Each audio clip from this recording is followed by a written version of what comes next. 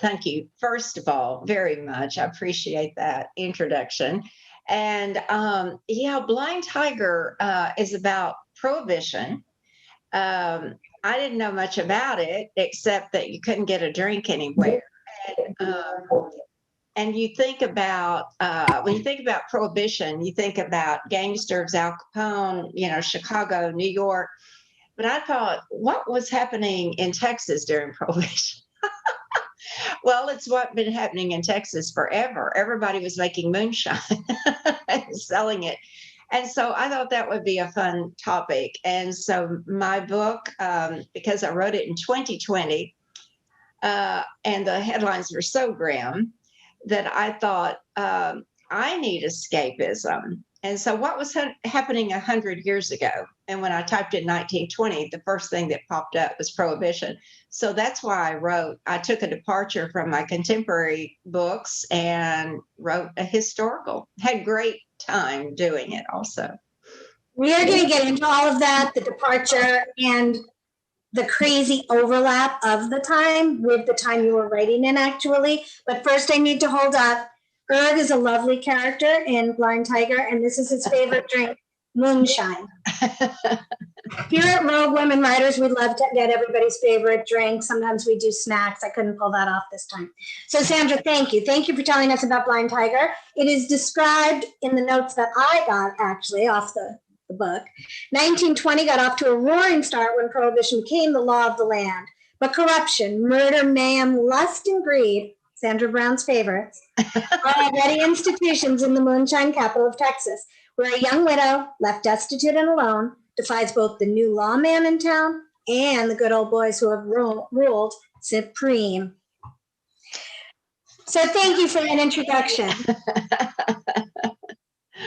We will get back to more questions about the book and introduce it to all of you out there as soon as we have gone down our fabulous list of writers. I'd like to skip ahead now to John David Mann, and he goes by John. And John has a co-writer, Brandon Webb, who's going to be joining us at some point from a very beautiful part of the globe. But for now, let me talk about, I'm going to introduce you both, actually, because then the readers out there will know what you're talking about. There he is. Oh, you could not have timed it better. Brandon, welcome and hello. I hope you can see and hear us. I can both. Thank you for having both of us. Thank you for being here. Collaborations are fascinating stuff, and we'll get into that. Let me do just a brief introduction. So John David Mann is the award-winning co-author of 30 books, including 4 New York Times bestsellers and 5 national bestsellers. His best-selling classic, The Go-Giver, written with Bob Berg, won the Living Now Book Awards Evergreen Medal for its contribution to positive global change. Could all use a little more of that. Steel Fear is his first novel with former Navy SEAL Brandon Webb, which we're going to get into soon. And after I introduce Brandon, I will tell you what Lee Child said of this book. Brandon Webb is a combat decorated Navy SEAL sniper turned entrepreneur. He's built 2 brands into 8-figure businesses.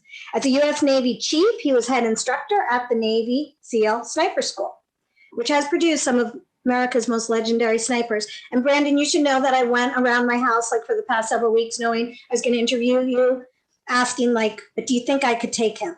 But the consensus was that I probably couldn't. I know. I always ask the same thing when I'm reading a Reacher novel. And then my husband likes to point out I'm not 6'5". And anyway, this is the description of Steel Fear, which is a great title. And Lee Child says of it that it's sensationally good, an instant classic, maybe an instant legend. So here goes. The moment Navy SEAL sniper Finn sets foot on the USS Abraham Lincoln to hitch a ride home from the Persian Gulf, it's clear something is deeply wrong. Leadership is weak, morale is low. And when crew members start disappearing one by one, what at first seems like a random string of suicides soon reveals something far more sinister. So, John and Brandon, you can duke it out, except Brandon's going to win. Sorry, John. I like you so much, but I had to concede defeat. So tell us a little bit about Steel Fear in your own words. In the war of words, sometimes the sniper doesn't always win. But go ahead, Brandon. You go first. I was gonna say the same thing. Of course. Yeah. We're psychic. So let me say this. So origins of Steel Fear, my first tour before I was a Navy SEAL was as a search and rescue swimmer with a HS-6 helicopter squadron out of San Diego. We deployed on the Abraham Lincoln, and this was a time when women were first being introduced into combat roles in the Navy. And so the ship was kind of being outfitted to deal with, I think something like 10% of the crew was female. So that's, 6,000 person ships, 600 women. So the Navy was still trying to figure all this out. And we ended up having a sexual predator on the boat, and he was, I think, assaulted 6 or 7 women, and they never caught him. And I remember this was happening, and the women on the ship were terrified, and it just stuck with me. John and I wrote about it. I think even we mentioned it in the Red Circle, which was the first book we did together. And I asked him back in 2011, I said, I think there's a story here. What if this, person that they never caught was a serial killer, like this Hannibal Lecter like character, using this environment of poor leadership and busyness and craziness of a floating city at sea to their advantage, and in this kind of closed door scenario. So that idea was planted long ago with John, and he kind of was like, yeah, I think there's something there. But we were both busy with life and all our other projects. But it finally came to life. Thanks to John, he brought it home for sure. Wow. All right, thank you. There's so much that you just said that I want to unpack and get into. For now, all I'm going to say is that in addition to Finn, who we'll talk about, there's also Monica. I don't know if you can see this. This is a cup of Black Falcon coffee. Ah, nice. But it is Very coffee. Nice. Thank you for that. And we will come back very excitedly. But let me introduce our fourth panelist. Zoje Stage is the national and international best-selling author of Baby Teeth in Wonderland, 2 of my favorite books, truly. Her latest novel, Getaway, described as, quote, stunning in a starred review from Booklist, is published this month. Zoje is a former filmmaker with a penchant for the dark and suspenseful, and she lives in Pittsburgh. So this is what I've got on Getaway. I could cheat a little bit because I read the book months and months ago. I was given the privilege of an advanced copy. This is how it'll be described to readers, who I hope will all go out and purchase all our authors' new books and backlist. You will not have a better summer reading list. Imogene and Beck, 2 sisters who could not be more different, have been friends with Tilda since high school. Once inseparable over 2 decades, the women have grown apart. But after Imogene survives a traumatic attack, Beck suggests they all travel to hike deep into the Grand Canyon's backcountry. A week away, secluded in nature, surely it's just what they need. But as the terrain grows tougher, tensions from their shared past bubble up. And when supplies begin to disappear, it becomes clear that secrets aren't the only thing they're being stalked by. Zoje, will you tell us a little bit about what that description misses and more about Getaway? Sure. Thank you so much for having me, and hi to everyone. So really I think the jacket description is better than how I would have described it, because I just talk about the 3 women and then I'm afraid of giving away any spoilers. So I just stop and don't say what happens to them, but that's probably really anticlimactic. So instead, I'll tell you a little bit about what inspired the story. Many years ago, I was 18 and I was backpacking in the Grand Canyon with my family, with my sister and my mom and my dad. And we were doing, I think it was a 6-day trip. And we were spending one night at a very remote place in the inner Grand Canyon called Salt. And this was a place where it was just a little perch, like on the edge of a butte, and only one group or individual could stay there at a time. And we had the permit to stay there. And while we were setting up our camp for the night, this guy comes by. And, it was a little concerning because he was not supposed to be staying there. We didn't know why he was there. So I'm going to flash forward to the present for a minute, because my memory of it, when I was thinking about doing a story in the wilderness, and I didn't really remember the details that well. And in my creative imagination, I remembered the guy looking like the gunslinger and like having a gun on him.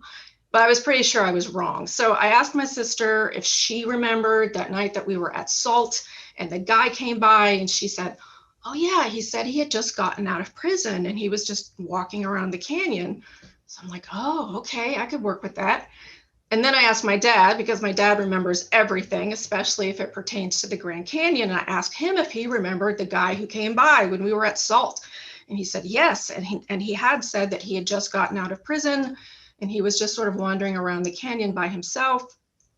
And this guy proceeds to tell us, our happy little family, in just this very conversational tone, that while he was walking around by himself in the canyon, he had crossed paths with a lone female ranger. And he'd realized at some point that he could have picked up a rock and bashed her in the head and no one would have ever known.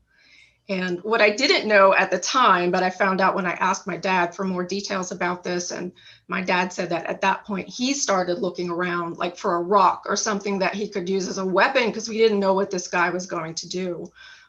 Fortunately for us, in real life, the guy walked on soon after telling us this terrible thought he had.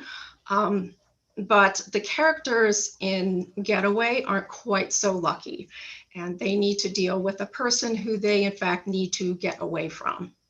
So that's the basic setup. It's so funny with writers. I think a lot of us draw on the almost wases or the could have beens or the near misses. So that's fascinating. Okay, I would not be able to do this except my son just came back from a backcountry trip that was very rough, but not as bad as what Getaway turns into. I'm going to show you Zoje's favorite drink. Hold on. It's hot cocoa, but it's Nice. in a camp mug, a backcountry mug. Yeah. Perfect. Okay. Fascinating. Thank you all. It's too bad Brandon was not there to take him out if he needed to be taken out. Let's go through. So tonight, Rogue Reads attendees, we're going to do something a little bit different. And we're really going to delve, we always delve somewhat deeply. We're going to delve even more deeply into the lives behind these books, the authors and their books. And we're not going to have a reading segment today, but I highly encourage you to buy a copy of Blind Tiger, Getaway, Steel Fear. Read it for yourself. All of these authors are really certain that the books come to life best. And I can tell you after reading them, being read in the reader's own sort of voice and imagination.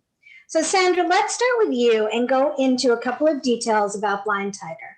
This is what I jotted down. Historical details abound. Some readers say you can practically taste the dirt or feel the jouncing of the moonshine truck. I noted tiny but telling details like that situated in place and time, such as a 150-mile car ride takes 6 hours. I would like to hear, and I know you touched on this a little in your intro, you Googled 100 years ago today, but really tell us about the process of that historical research and moving yourself back in time so you could move us there. Well, it was a writing challenge because for years I had written contemporary, but I can't tell you what a relief it was to write a book where nobody had a cell phone. Because cell phones have ruined suspense writing. You know, you can't disappear people as easily as we once could. So it was sort of a relief not to have to deal with technology.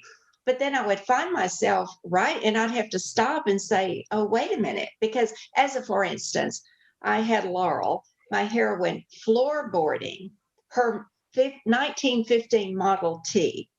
Well, after I'd written the story and I went back and had to do the fine editing, the detail work, I thought, okay, let me look up how to drive a 1915 Model T. It didn't have an accelerator on the floor. It had 3 pedals. It had a clutch on the left, reverse was in the middle, and the brake was on the right. The accelerator was a lever on the steering wheel. So I couldn't say she floorboarded her car because that would have made no sense. So it was small things like that. And you couldn't do allusions to anything that was aeronautical or space associated or anything like that because it hadn't happened yet. So there were so many things that I would write a word or an idiom and go, wait a minute, that wouldn't have been coined then. And I did a lot of it, but I found myself I'd write a few paragraphs and then have to stop and see if that were viable or not, if I could do that. But on the other hand, I loved going back to that time, and it was still, a wild and woolly time in Texas, and it was a wild and woolly time in our country, but things hadn't changed all that much from what it is right now. So there were parallels, and we can talk about that later. But I will say, from the historical standpoint, I learned a lot, and I really enjoyed the departure. I loved getting away from where everybody had a cell phone, everybody had a computer. There were, I liked that people had to rely on themselves, not the technology, to solve their problems. Yeah, and that really comes through. And I was impressed that there was not a single anachronism that I caught. It really did feel like I was in the last century early on. I mean, it felt like, even though I've never been there, obviously none of us, I guess, have, but you brought it to life in a way that I felt as if I was. So, we think about the Roaring 20s. Well, it went on for a decade, but this was in the spring of 1920. So it was on the cusp of all of the things that we associate with the 1920s.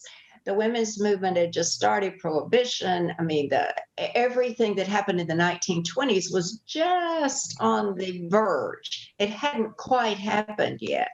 And so that was an interesting aspect. It wasn't like after the century or the decade. It was at the very beginning of the decade. Right. With the shadow of the last one still hanging over it, which you can, So we'll get into some of the parallels. I do want to talk about that, but thank you. So we're going to just keep moving back and forth. As I say, it's a little bit of a mix up for road reads, but it's super fun, and I'd like to do that. Oh, I also was going to give a little, get rid of cell phones, send them into the backcountry in the Grand Canyon. It's not an issue at all anyway. So let's go to Steel Fear and John and Brandon. Mesopotamian, I knew I couldn't say it, muck, and saturated heat, not to mention that city-sized warren of head-clacking corridors and ladders. You brought it so much to life. I wanted to say all those things because I have never, ever, except for the Intrepid, which is parked or beached or whatever you call it in New York City, set foot on a boat, a ship, but I really felt like I was there. Yeah. How much of that is deliberate painting by both of you? And I don't know, maybe it comes through from Brandon's references, and how much just sort of emerged naturally in the writing process? And for each of these questions, I'd love to hear John's and Brandon's take in whatever order you want. Sure. Yeah. I'll start with that because, we made a decision really early on. I mean, Brandon had the seed of the story, which he described, right? So we had that set up, so to speak, set up for the joke. But we decided really early on in realizing that the aircraft carrier behind me, you're seeing this, the USS Abraham Lincoln. That's the ship that Brandon was on in 1996, and that's the ship where the story takes place. And we decided that the ship had to become like a character in the novel because it unto itself, because it's so alien an environment. I don't think, most people listening right now have probably never set foot on an aircraft carrier. And the Intrepid is different because it's smaller and it's, it's beached in New York off the pier.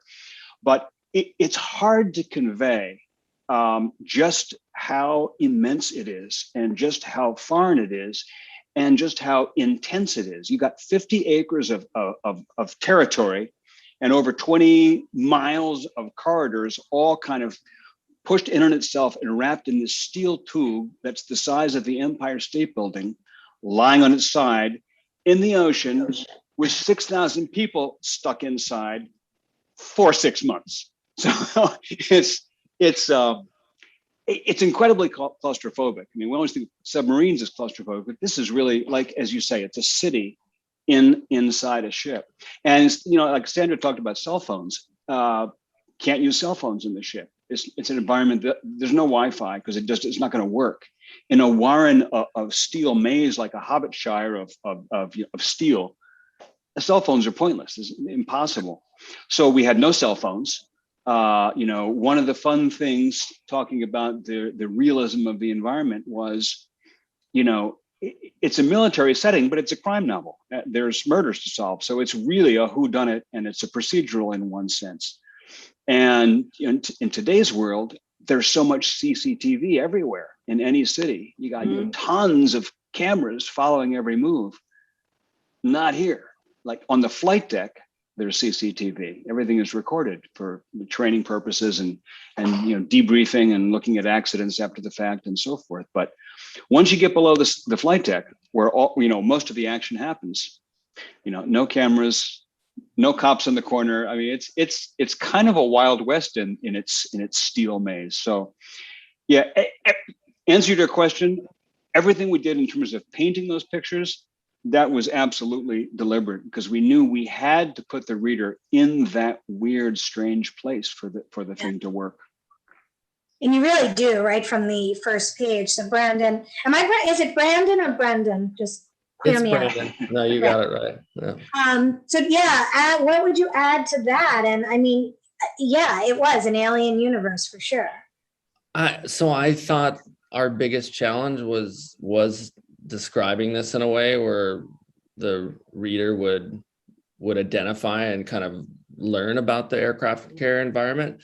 So it was important, like we actually got John on the ship so he could experience the actual boat himself. But there's a lot of details, right? Like I remember sleeping on the carrier below the number 3 wire, which, you have these 4 wires. When the planes land, this tail hook drops down and they snag the wire and it just creates this loud noise. And you had to sleep with earplugs, and when you're down in the hangar bay, in the middle of the ship, there's this big hollow area where the aircraft actually take elevators down and they put them in the hangar area to work on. So there's like welding and all this crazy noise, different noises all over the ship.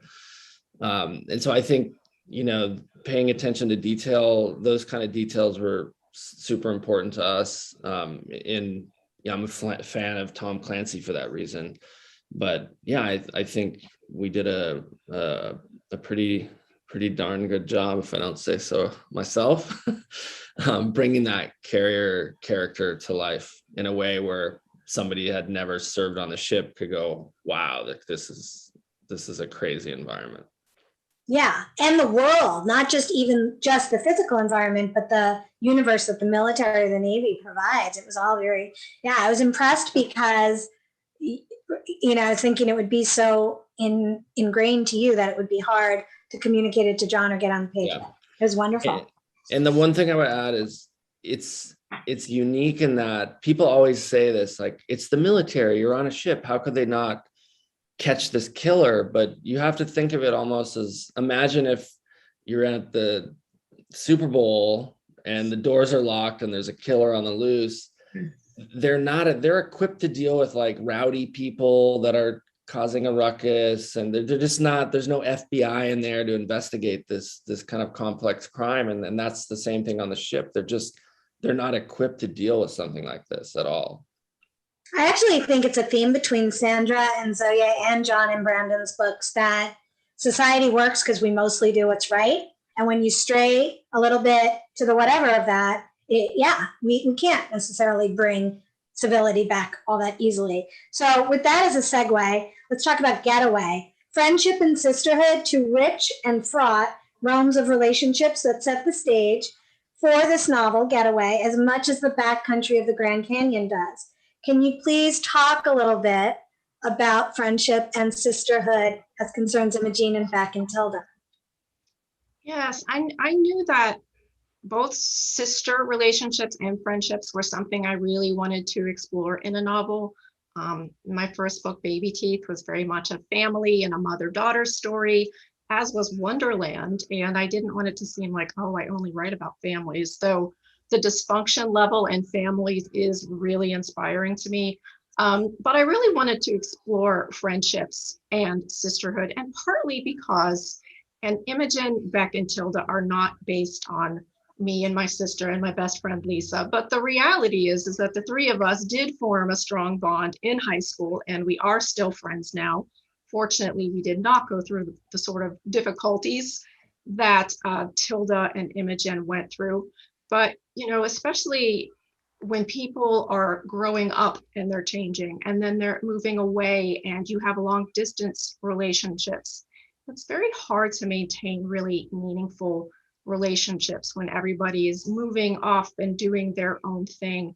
And I really wanted to explore that. I think it's something that probably all of us experience in the modern world. You know, nobody just lives where they were born anymore. Everybody goes off somewhere else. And I find that sometimes it is really those oldest friendships that are still the best friendships, even if you don't see that person very often. But there's something about having met when you were very young and having gone through certain hard experiences together that they really are foundational. And I find as an adult, it's really hard to like find situations where you can make friends. You know, maybe if you're at work, I've had some work environments where maybe I would have one friend, but to have like that really deep idea of friendship as an adult is so hard to form. So I really wanted to write something that really, I think, paid homage to that and to the idea of it being worth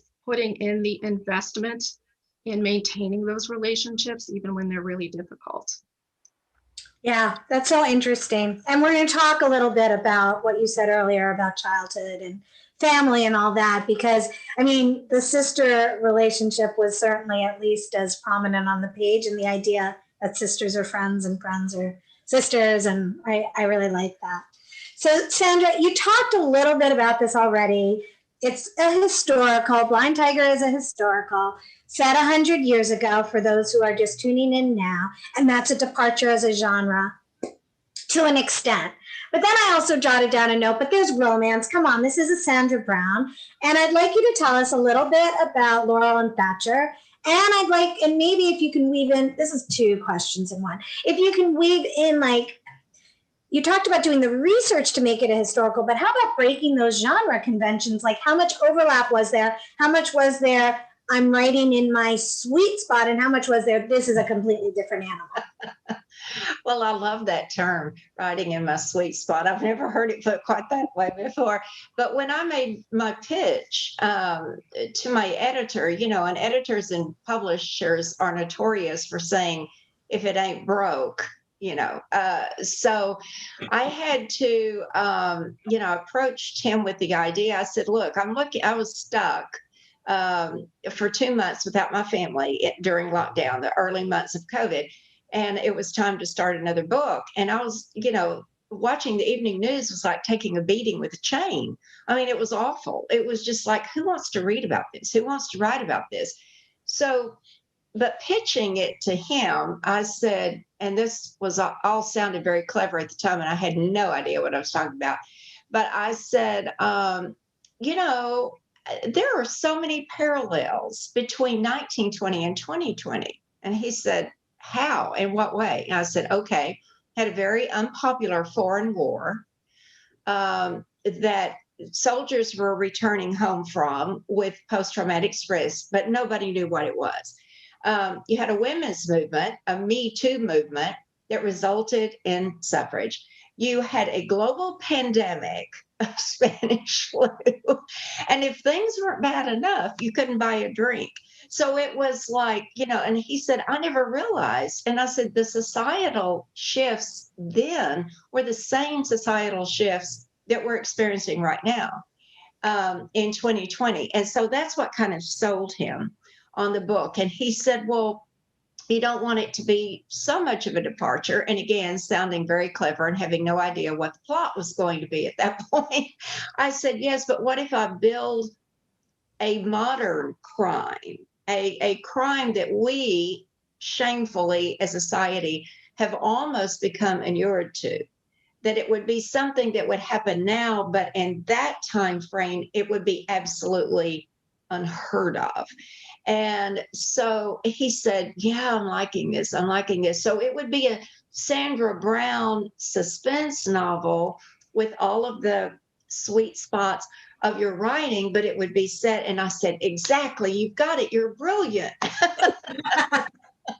But then I had to sit down and plot the thing. But that's kind of how I fashioned it, is like taking a crime that is not that unheard of these days. But in that period of time, it would have been a shocking thing to happen. and then wrapping it around all the historical aspects. And as I said, the societal parallels were almost uncanny. And I didn't know that until I did a little bit of research. And I went, wait a minute, they were having the same stuff that we're having right now.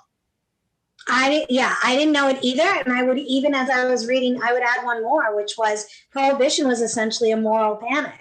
And we are having moral panics left and right. I mean, the overlaps were just incredible. So I can see why your editor called you brilliant, or you called him brilliant, vice versa. Okay, thank you. That is fascinating to me. It really is. So, John and Brandon. Finn is a flawed character, hard to get close to, but worth it, according to some readers. And Monica is just a plain awesome character, and I was very glad to get to see things through her eyes sometimes too. One of you take one character, one of you take the other, and bring us to life for them, for the rogue readers, please. You pick yours. I'll take the leftover. Well, I'll give John Finn because that was his baby. And really surprisingly, I think we set out to write one book and Finn gave us a whole series. So Thank you for that, John. Monica, for me is a combination of all the brave women in my life. Like my grandmother was an entrepreneur in the 70s, owned a collection agency in Los Angeles. My mom was a strong influence in my life, also a businesswoman. And I serve with very strong women. Monica, based off of a real life character John and I wrote about in the Red Circle called Mona Easley. She was a helicopter pilot in my squadron HS6. So, and me personally, I felt like there's so many misunderstandings in the civilian world with the modern day military that people don't understand that there are, powerful women leaders and powerful people of all different race and gender. So I felt like that was a strong something that I felt strongly about portraying in the book. The admiral in the book is a woman as well. So that's kind of a little bit of the Monica character. And I think the thing that we also did well was you can almost teach a leadership seminar off of Steel Fear, like the good, the bad, and the in between. But Monica's amazing. Like she's just this brave character that's kind of like going through her own journey of becoming an amazing leader. And I think we'll see more of Monica in the other books for sure. Yeah, I get the sense that readers hope so. Yeah, so kind of what to do, what not to do, and how to make yourself a place in this world. Okay, so John, you were going to do Finn, your baby. Yeah, sure. Well, as I said, we had the seed of the story from Brandon to start with, and then one of the first decisions was to make the ship a character. Well, the other major first decision was who's going to be the guy that's trying to figure this thing out, and so the creation of Finn. We spent a decade thinking about the book before we started writing it, and the last couple of years, I sort of kept a mental file on who would this character be, and he's loosely based on a composite of a couple of actual people that we've known in the world, but he's mostly invention. And it's weird because we decided to break a rule, which is Finn's the central character. He's the hero, if you want to use that word. But the book starts with Monica, and the first 3 chapters are all Monica. And that was an important decision to us. We never even talked about it, actually. I don't think. We have kind of a shorthand that we do. So we never sat down specifically and said, we should do this with our first 3 characters. But you see the world through Monica's eyes, and you see a snapshot of Monica's life. I'm talking about Monica. And how she got to be in this position in the military. And you get a little bit of a sense of the challenge of that and of what's really important to her. And then Finn shows up, and he shows up in this scene. If we were reading, it would be the scene that I'd read, where she's going to go pick up, she and her CO, who's a real jerk, and there's a lot of tension there. They're flying a helicopter out about a mile from the ship to Bahrain to pick up a SEAL, a lone Navy SEAL. Nobody knows why he's coming on board. Later we find out he doesn't even know why he's coming on board. And so they go to meet him, and she sees the two characters approaching. The SEAL is going to be accompanied by an officer, and she sees this tall, strapping, like mountain lion character. He reminds her of a mountain lion because she's from Texas, Sandra. Her ancestors probably had, we're schmoozing with your people in your book. And she spots the two, and she immediately recognizes the SEALs.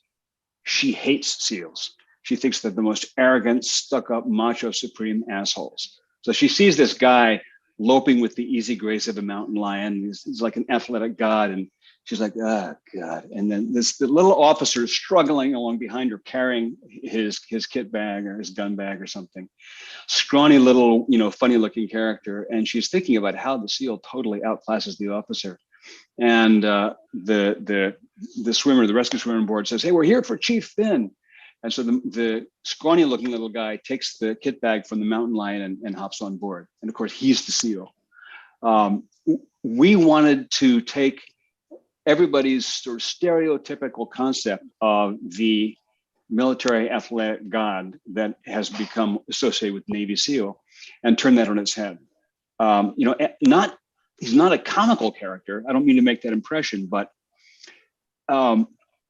one thing, I've been working with Brandon for over a decade, and in the course of some of our books, I've gotten to know a lot of other SEALs and their families and their teammates and their partners. And one thing that has always struck me about SEALs is that we all think of them as like physical supermen, these incredible athletic, amazing endurance. They go through buds. You see them carrying logs. Everybody's seen the footage, right, of the torture of buds, which is all real. But what really singles out people who make it through all that training and become SEALs is more of an intellectual quality. It's more mental, really, than it is physical. And that even extends to snipers. A sniper is a sharpshooter for sure. But the signal attribute of a military sniper is their powers of observation. It's mental.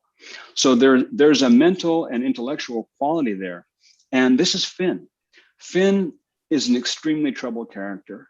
He has a very traumatic past, not just his military past, but in his childhood. There's some trauma buried there. We don't know what it is. We don't find out what it is until near the end. And that's really evident because he doesn't fit in. He's strange. He's socially awkward. He's like this weird character that sort of carries mystery with him. And he doesn't look like anybody expects him to look.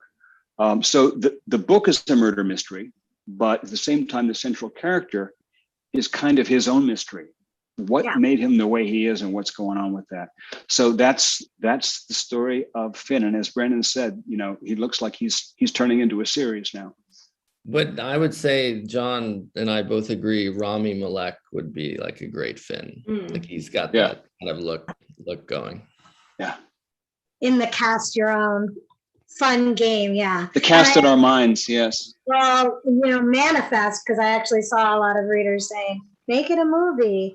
So, Zoje, Getaway. This book sits squarely in the wilderness thriller subgenre I so enjoy.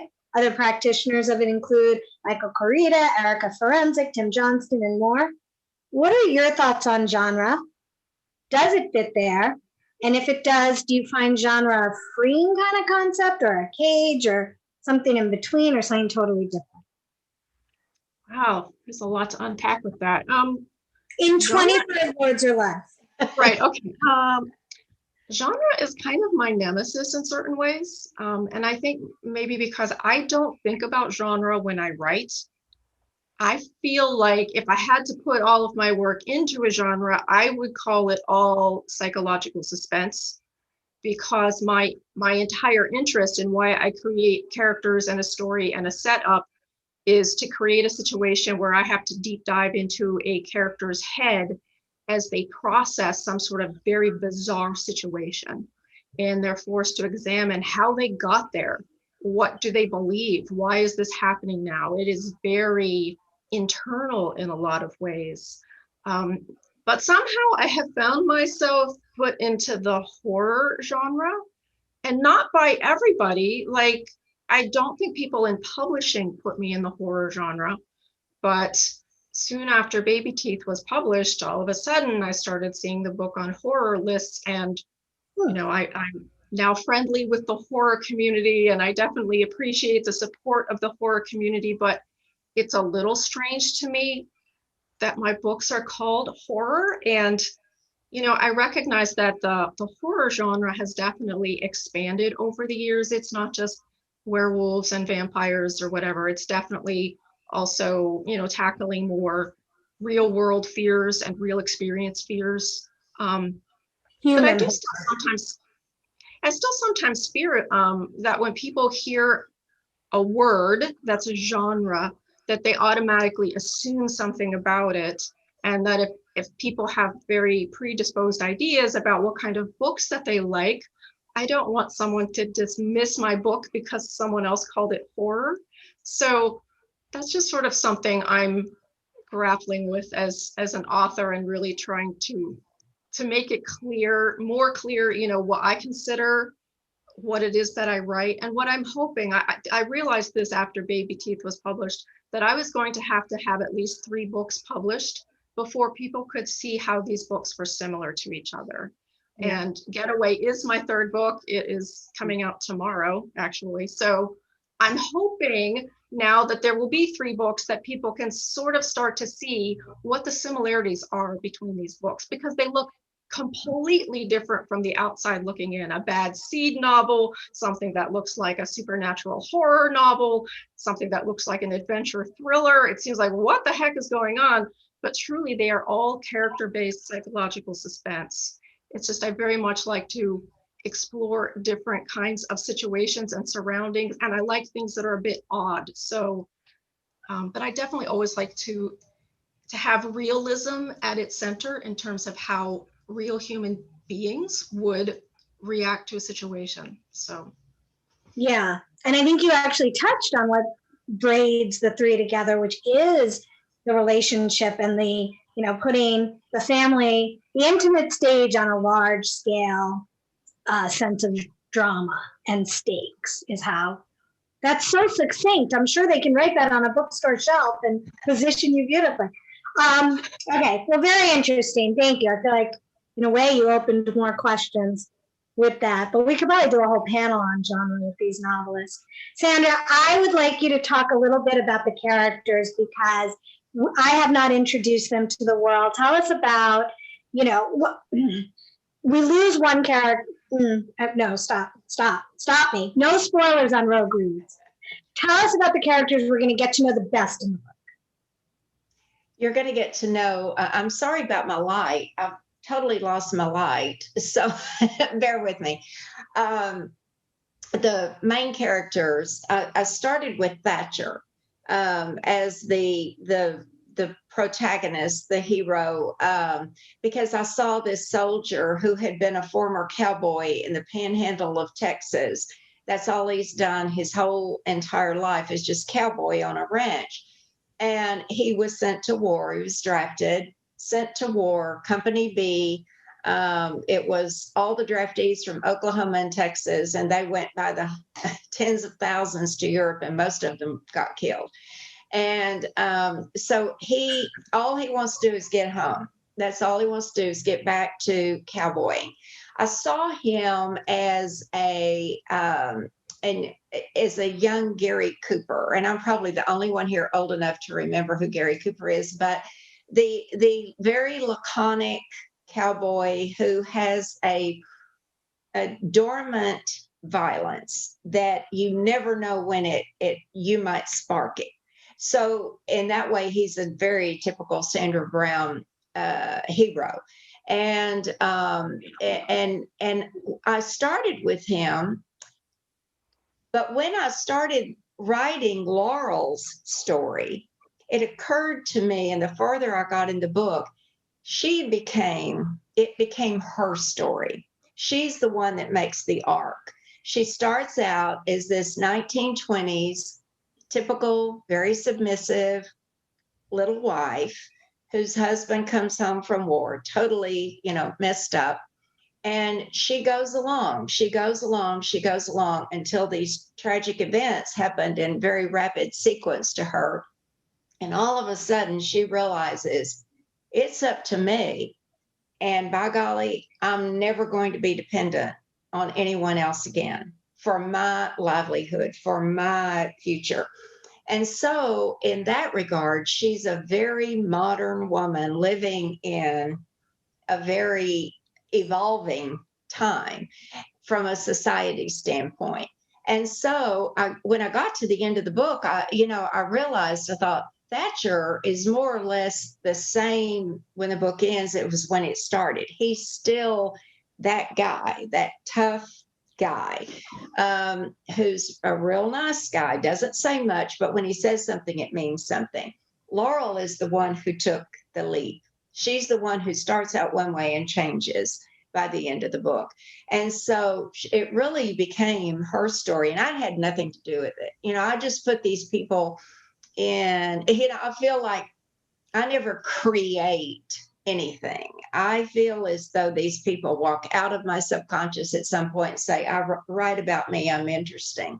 And I put them in a precarious situation, and it's up to them to solve the problem. And a lot of days they're standing there looking at me like, what? What do we do now? Where do we go? What do we say? But they really do take over the story. My characters are a whole lot smarter than I am. They're braver. And they have a whole lot more perception than I do. They perceive more. They know instinctually what they're going to do. Yeah. You have to find it out.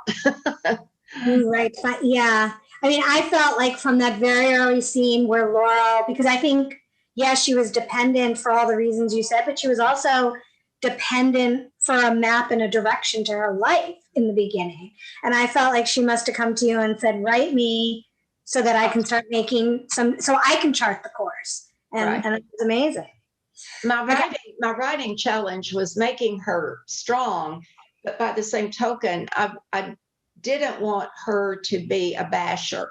I did not want her to be hard-hearted. So I showed her vulnerability and her softer side with her relationship with her father-in-law, and with how she treats the fallen prostitute, the fallen girl, and all of that showed her very non-judgmental character.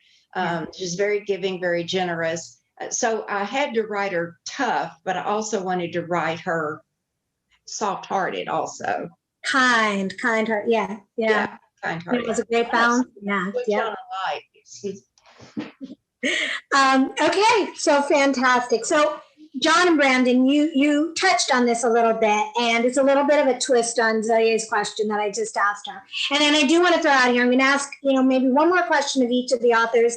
And if we have audience questions, our wonderful tech guru, Chris Goff, is going to translate them, and we'll take those too. And if there aren't tons of audience questions, I have plenty more. We'll be going till about 11 tonight. No, I'm kidding.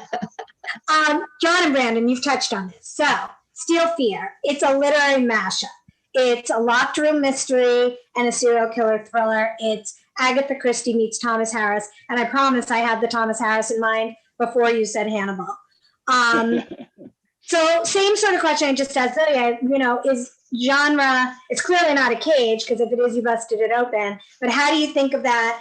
And we'll work into that this was your first thriller. Like, you made a huge departure. I think you wrote a memoir together and other books, but not in this fictional thriller realm. So tell us a little bit answer what I just said, if you can make sense of it. Sure. John, you want to go? Sure. I'll step in the arena, and then you can follow up and pick me up when I fall down. So I've kind of personally, I've gone through a lot of different genres in the nonfiction world, and I really enjoy taking a format, parable or memoir or how-to book or whatever, and playing with it over a couple of titles and sort of developing in that room. And then I'm always like looking out the window and saying, what else is there? What's next? So stepping out of nonfiction, and this is not only our first thriller, it's our first novel. It's our first fiction. I mean, so it was so different. Just going from nonfiction to fiction, speaking of genre in the larger sense, it was so hugely different for both of us. And you know, one of the big differences was, I like to say that the nonfiction is like taking people on a tour through a museum. You know, here's this room, and then I'll take you over here and show you this room, and now we're in the corridor walking along, and now here's this room, and it's cool. But in fiction, it's like we're all going to run across a tightrope, and it's over the Grand Canyon or somewhere, and you know, you can't waste a word, you can't let it drop for a second. And it was hair raising to find out how much we could tighten and tighten and trim and refine and refine. It was very, very exhilarating. But in terms of fiction genre, we had military and non-military, because it's clearly a military book in the sense that it's a military environment. And it's a military culture, not just the ship, but the people and the structure and the authority and everything. But we're not writing for a military audience, you know, solely or even primarily. It's a crime novel. It's a serial killer novel. So we had to show all the military stuff accurately enough that we wouldn't piss off the military people, who are very, very touchy about your details. Touchiest readers there are, I think, probably, unless you're writing like for pathologists, I don't know. And we had to not mess up there, but also not bore the non-military reader or confuse them, or like, what's all this military jargon? We had to describe the ship in a way that they got it, but the military people weren't going, yeah, we know that already. So I think that for us, you know, it wasn't a cage so much as it was really a challenge to keep both readers on board the whole time, and not let the tension drop, and not exclude somebody. Keep the readers on board. I like that. Keep the readers on board. Very board. good. I like that. Yeah. Be careful, you might end up overboard. I like what you did there. I saw that.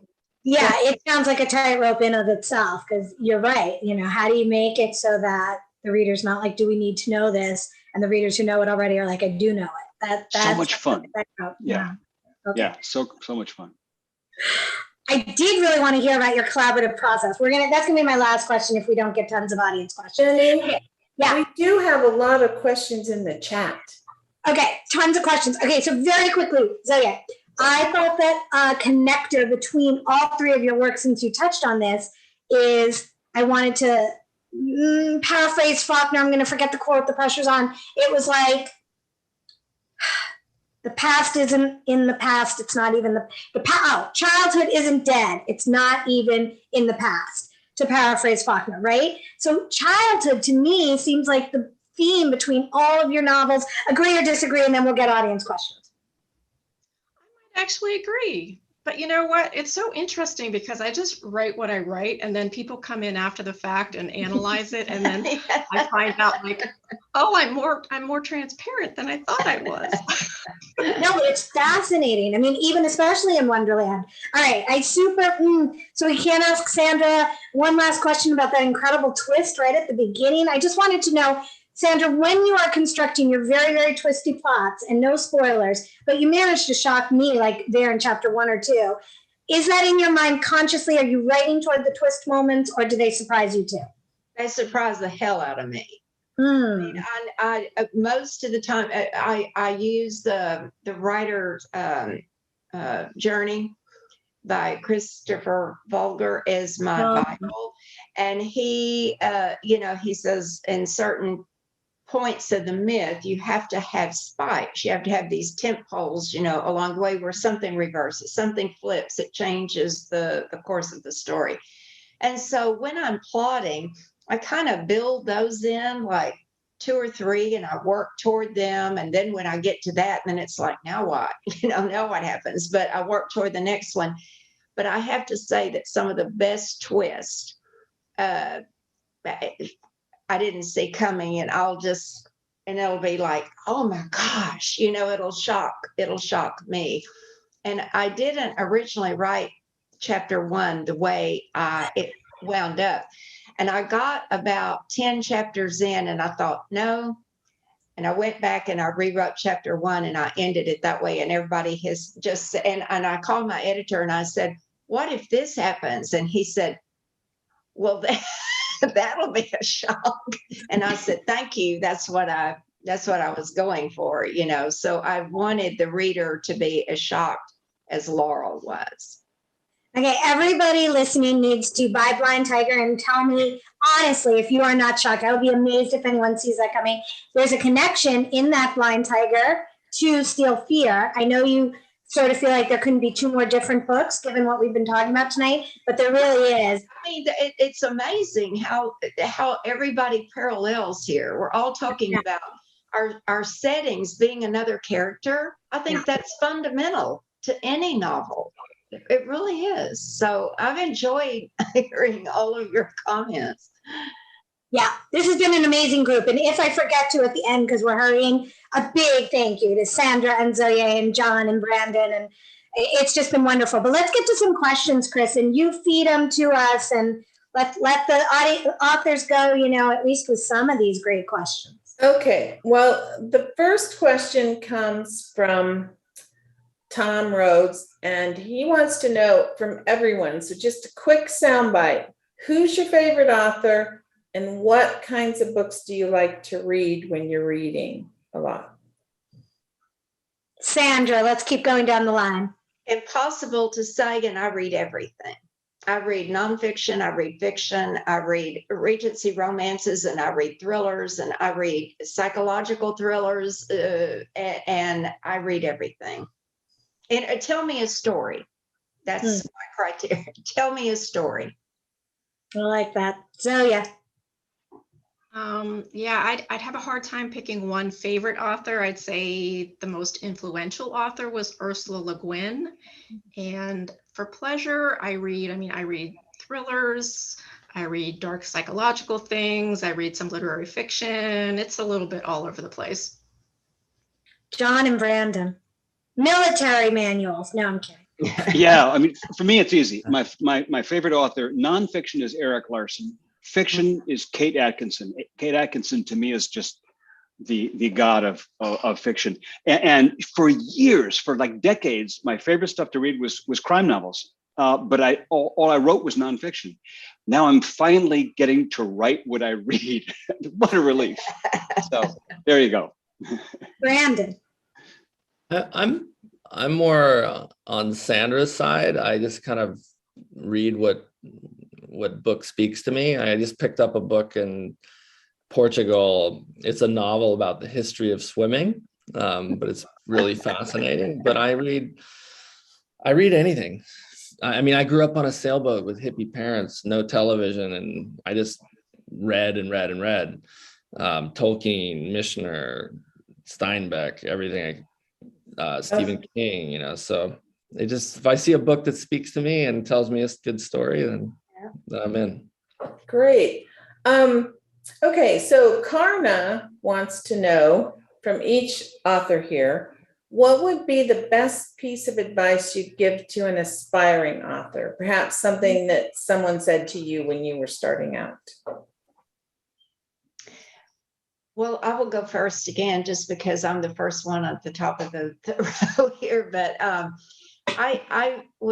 always asked that question, and I reverse it, and I ask a question of the individual asking it. And my question to them is, how hard do you want to work? Because it's not fairy dust. It's not an answer that you can capsulize and say, if you do this, you're going to make it as a professional writer. I always say, how hard do you want to work? Because when I started, I had babies underfoot crawling over my lap. I was the mom, the wife, all of that, but I wanted to do this. I had such a fire in my belly, and I've worked at it. And I think that, someone on the outside looking in sees the glamorous part, like tonight, visiting with colleagues and everything, but it's not. It's grunt work every single day. Good answer. Zoje? Yeah, I once answered that for someone, and I think I broke their heart because I didn't realize that they had problems finishing things. So they had like 27 novels that they'd started.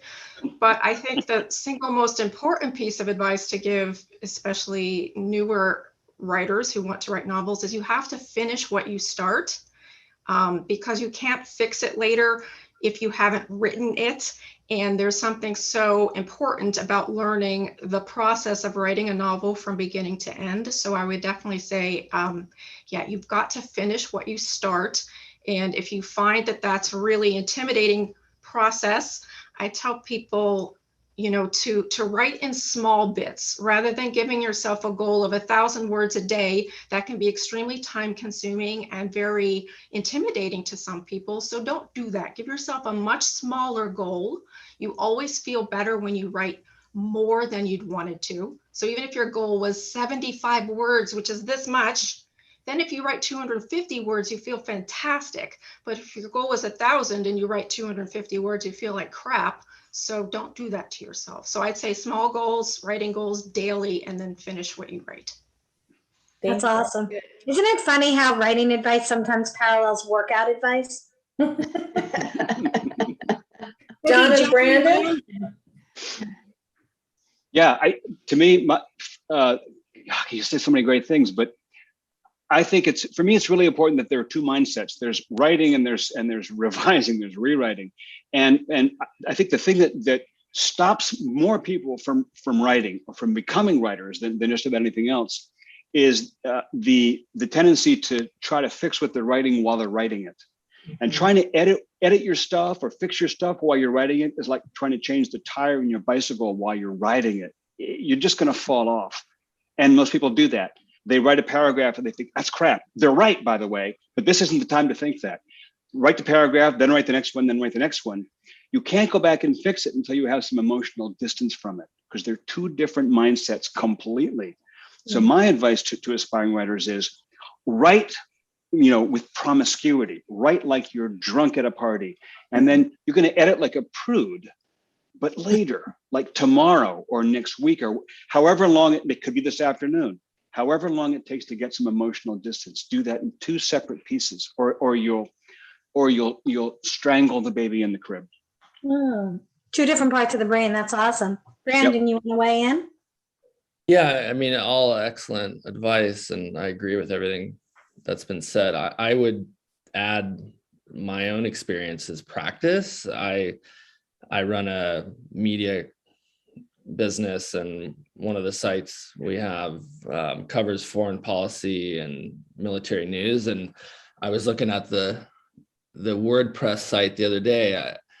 Since 2012, I've written over 3,000 articles, and that's nonfiction, but that's just practice. And I've read some of my earlier stuff, and I'm just like, oh my God, I'm so embarrassed. But you just get better and better and better. And now this world of fiction, right? Like, I feel like I could write nonfiction pretty easily, but fiction is a whole nother animal. Like, I'm now practicing and drafting off John, but it's just, you've got to put in the work. Like Sandra says, it's not sexy. It's fucking hard work. You got to like put the time in the seat. So yeah, practice. That's going to be the Rogue Reads quote. It's going to be emblazoned on our masthead. Chris, I'm hoping we have time for one more question. I know we're a little bit over, and I'm going to go out on a limb here and make an offer we've never offered on Rogue Reads before, which is everybody send these authors your unpublished manuscript and they'll get it published. I'm only kidding. This is what it is. This is what it is. Everyone who's listening tonight who did not get a question answered, go to Rogue Reads, sign up, subscribe so you hear about our next month's Rogue Reads. You may email me one question and I will draw one at random. And then I will beg these lovely authors, Sandra Brown, Zoje Stage, Brandon Webb, and John David Mann, if they would be willing to answer it quickly, and I'll weave that together and send it to you. Okay, awesome. One more question from Chris. And if you didn't understand that, yeah. The one more question seems to be for John and Brandon, and it's like a two-part question, so I'll read both parts and you can decide how to answer this. But Deanna wants to know, are there legal teams or personnel aboard who serve to investigate, like basic security, but no formal investigative body when it comes to crime on shipboard? I think she wants to know how that piece works. I thought you were going to say, are there legal teams vetting what we're writing while we're writing it so we don't get That sued by the too. U.S. military? And by the way, there are. Anyway, that's all yours, buddy. I mean, I think the short answer is no. The team, if there's an accident, they'll form an investigative body within the command, and the carrier is crazy because you have multiple squadrons with their own commands, and if somebody has a violation within the squadron, the commanding officer has liberty to do non-judicial punishment. So he holds this informal hearing, they investigate, and it's like the buck stops with the commanding officer. And so, they investigate accidents, mishaps, stuff like that. But there are the thing that makes Steel Fear crazy is that this is happening and they don't know how to deal with it. And the captain is, suffering from careerism. He's like afraid to kind of really let the cat out of the bag because it's, it could look poorly on him. And meanwhile, this, the more and more people are going missing. So yeah, the short answer is no, there's nobody. And that's what makes it interesting. There's just, and they're trying to deal with it in real time on a ship at war, with tension with Iran building and all the other stuff going on. I'll just piggyback on that and say there's a force of cops called Masters at Arms in the Navy, and there's about 70 of them roughly on a ship like the Lincoln, and they're small arms equipped, but they're never going to probably use them because it's not the right environment for that. But they're not there for this kind of thing. They're there for rowdiness and arguments and fights and petty theft and just that kind of disciplinary stuff. So there's yes in that sense, but like as Brandon is saying, no, for real crime, it's not even close. It's fascinating, and it's really a whole different world. So, I think that's what all of our amazing authors brought to us tonight. Just Sandra Brown brought us a world in a time out of time, a time gone by. And Zoje Stage brought us a world of the backcountry deep in the Grand Canyon, which I do some hiking, and this was nothing like it. And then John and Brandon brought us to life on a military ship. I really recommend that everybody goes and buys or downloads Blind Tiger, Steel Fear, Getaway. You will not have a better reading week ahead of you. Can I say one thing? Yeah. You have a giveaway, Jenny. I have a winner. Brandon and John have agreed to give away one copy of their book, and the winner is Jenny Roger. And so we need your address, Jenny, so that someone can send you the book. So congratulations, Jenny Roger. Congratulations, Jenny. That's great. Thank you for that giveaway copy. But even if you've been given a copy for free, certainly go get the others. But you really could not find 3 more different yet similar fascinating reads. Thanks for handling the giveaway and all the tech, Chris. Thank you for joining us on Rogue Reads. We'll be back in September with a lineup you can hardly believe. And if you didn't get your question answered, really, subscribe to Rogue Reads, drop me a line. We will do something fun with it. And thank you, everybody. Thank you, Sandra and Zoje and John and Brandon. John, Brandon. Thank you, everyone. Bye.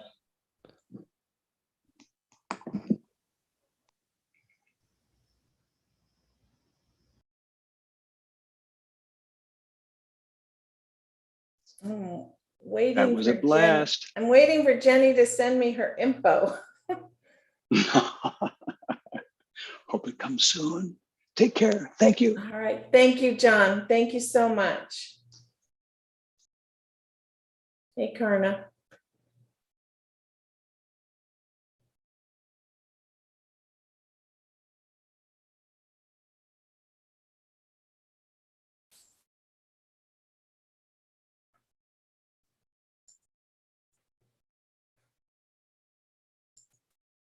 Thanks. Thank you. I'll do my video. Do I send it to an email? But to what email address? You can send it to my personal email. I'll type it in for you, and I'll make sure that it gets to Brandon and John so that someone can get you. Yeah, because this is it was being recorded in public, so. right? does. I sent it a direct message to you with my email. So Oh, I see. Okay, so I will send it. just send it to me and then I'll make sure to get it to the right people to Okay, send it. I figured you didn't want to say out loud, but Thank you. This is the first time I've listened and it's really been so interesting. I love hearing the authors talk about how they create their